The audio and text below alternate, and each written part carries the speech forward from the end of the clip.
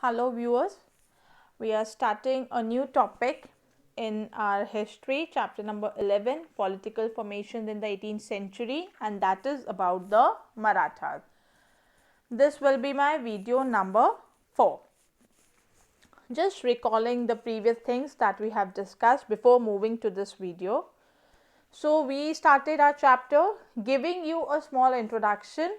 How did the decline of the Mughal emperors, the Mughal rule, gave rise to different regional kingdoms? What was the reason behind that?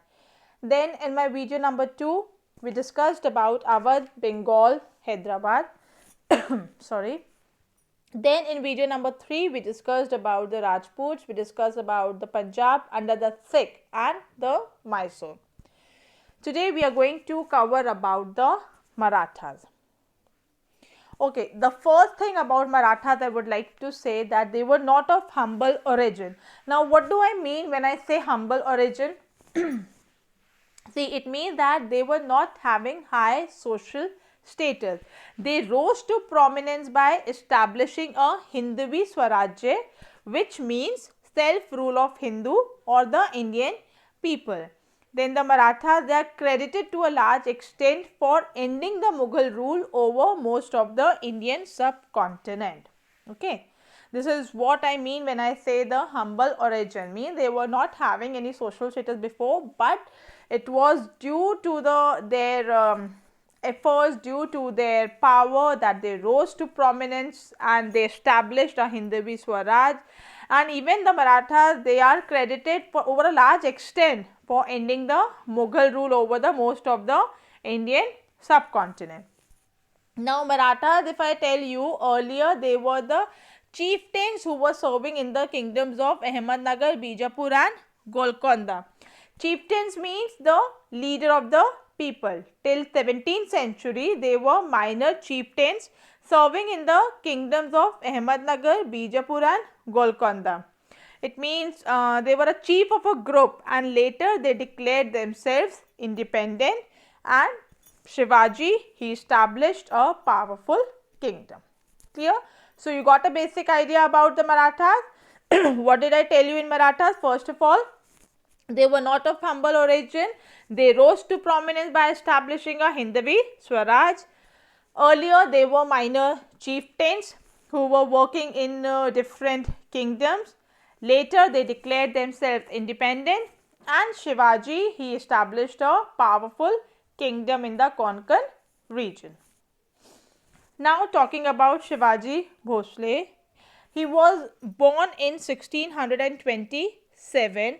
You know, there are few people, there are basically 3 people who had played a very important role in life of Shivaji. First of all, his father, who was a high official in the Bijapuri kingdom. Then his mother, Jijabai, and then his tutor, who was Dadaji Konda Dev. You know, he has played a very important role in shaping the early life of Shivaji. Now, what do you think? What could he have done? Actually, he was his guide. He had guided him in many things. He took warfare lessons from him. He even learned martial arts from him. That is why it is said that he has played an important role in shaping the life of Shivaji. Okay, then Shivaji, regarding his success, he has captured many forts near Pune using guerrilla warfare technique. Later in 1674, he crowned himself as the king and got the title Chhatrapati Shivaji. Okay, he got the title of Chhatrapati. Then he died in 1680. Here we came across with one new term, that is guerrilla warfare. I just told you that he had captured many forts near Pune using guerrilla warfare. Now what is guerrilla warfare? Can you just see an image which I have posted here? Can you see few soldiers who are hiding behind the shrubs, who are hiding behind the trees? This is what actually you must have got an idea now what is guerrilla warfare. See, it means raiding and surprise attack on the enemy. You know, he used this method because he was famous for his strategical attack. Soldiers, they would hide somewhere, target the enemy and then kill them. Clear? I think this picture itself has given you a clear idea about guerrilla warfare. So, clear till here? Now, there were two important wars that we will study up in Shivaji Bhosle. One was war with Bijapur, the other one is war with the Mughals. First of all, in a war with Bijapur, when the king saw, the king of Bijapur, when he saw that Shivaji is growing, he is achieving success day by day, he got alarmed. Then he sent an army under Afzal Khan. Afzal Khan, he was the general of Bijapur, so that he can go and defeat Shivaji. But Shivaji, he killed Afzal Khan and defeated the Bijapuri army. This was war with Bijapur. Clear? What did I tell you in war with Bijapur? First of all, since Shivaji's success, it was growing day by day, it alarmed the king of Bijapur. So, he sent an army under Afzal Khan so that he can go and defeat Shivaji, defeat the Marathas. But Shivaji, he killed Afzal Khan and defeated the Bijapuri army.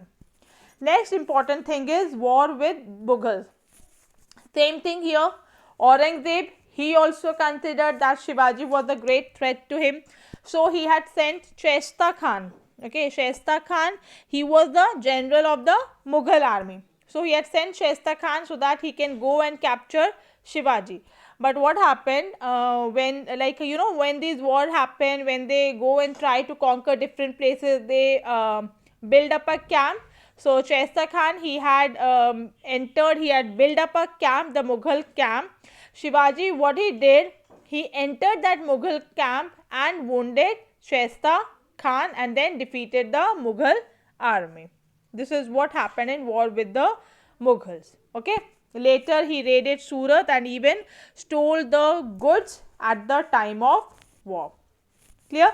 So, what did war with Mughal? First of all, Aurangzeb, he sent Shaista Khan to defeat Shivaji, but Shivaji with few soldiers, he entered the Mughal camp and defeated Shaista Khan, defeated the Mughal army. Later, Aurangzeb had sent Raja Jai Singh to the Deccan.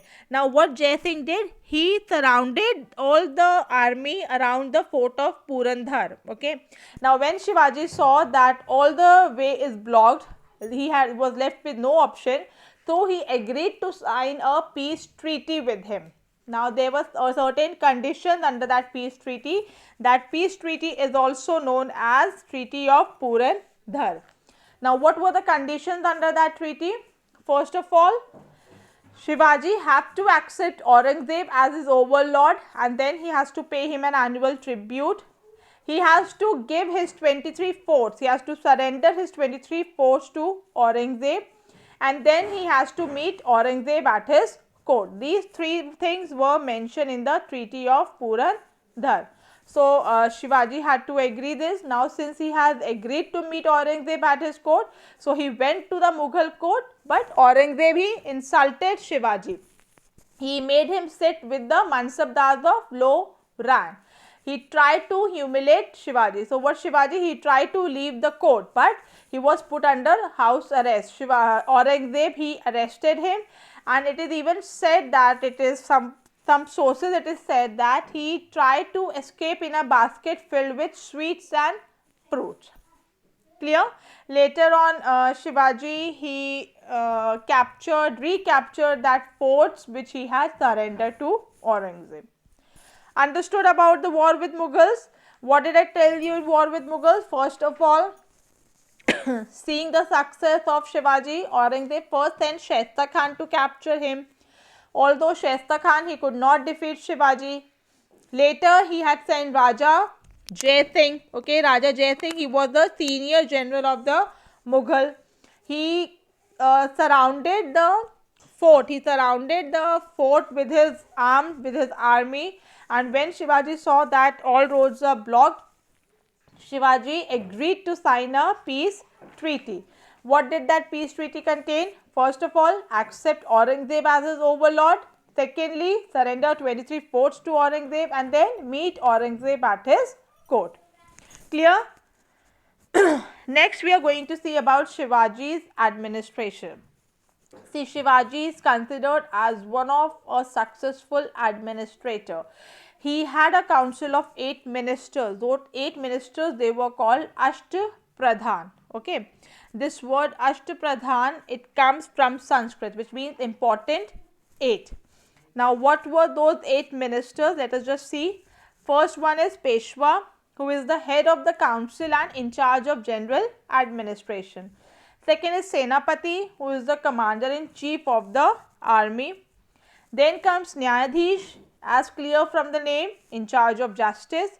Then comes Amatya or Majumdar, in charge of finance. Then comes Panch Sachiv, which is general secretary. Then comes Sumanta, in charge of foreign affairs. Then comes Mantri, who is the head of intelligence. And then there is Dandhaksha, who is in charge of religious matters. Clear? Apart from this administration, there was military administration.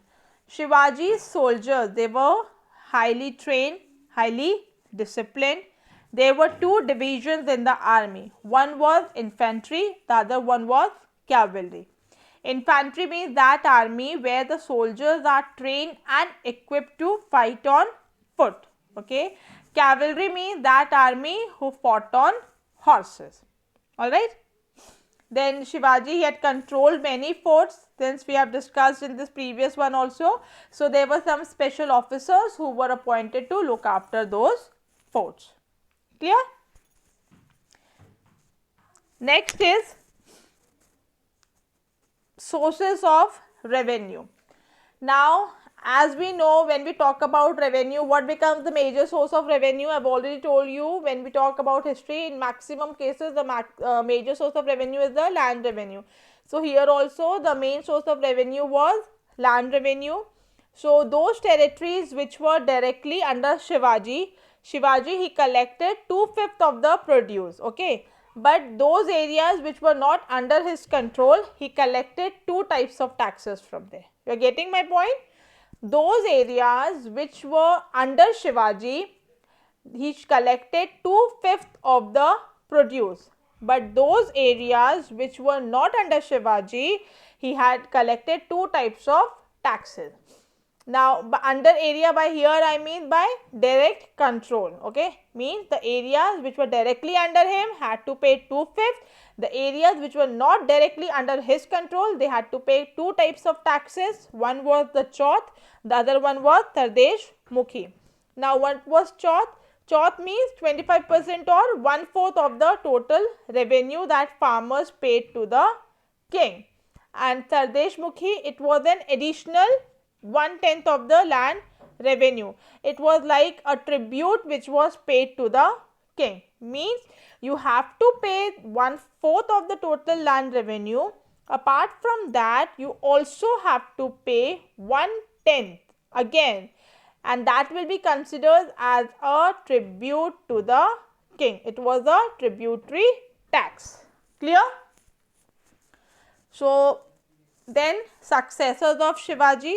Shivaji, he did not have strong successors. The successors were weak.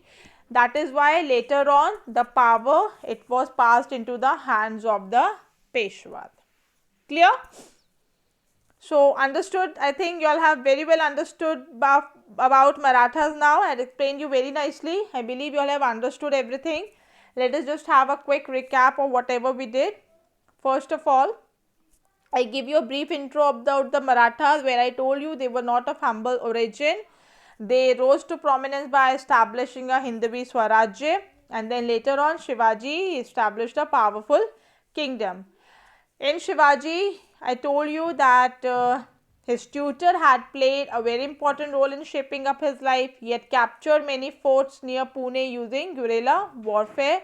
Guerrilla warfare, I have explained you, it means having a surprise attack on the enemy. Then there were 2 major wars that was fought, war with Bijapur, war with the Mughals. Okay. Then what things were mentioned in the Treaty of Purandhar. Shivaji's administration, Shivaji is considered as one of the most successful administrator. He had a team of 8 men. Those important 8 were known as Ashtapradhan. These we have already discussed. Then military administration, there were 2 types of army, infantry and cavalry. Infantry means soldiers who are trained and equipped to fight on foot. Cavalry means army who fought on horses. Then sources of revenue, the areas which were directly under the control of Shivaji, they had to pay 2/5 of the land revenue, then 2/5 of the produce, and then the areas which were not under direct control, they had to pay 1/4 of the total land revenue. Apart from that, they also had to pay 1/10 of the land revenue, which was considered as a tributary tax. And then successors, Shivaji, he was followed by weak successors. Therefore, later the power was shifted into the hands of Peshwas. Now, based on today's video, a small assignment for you. Question number 1. What were the main divisions of Shivaji's army? Question number 2. Which technique was adopted by Shivaji to capture the forts? Question number 3. How did the power pass into the hands of the Peshwas? Question number 3, I hope you all have understood. You have to give a reason. Why do you think the power it passed on to the hands of the Peshwas? Okay, that's all for the day. We will be meeting soon with the last topic of this chapter, and that is the Peshwas. Till then, take care all of you and go through the video. Bye.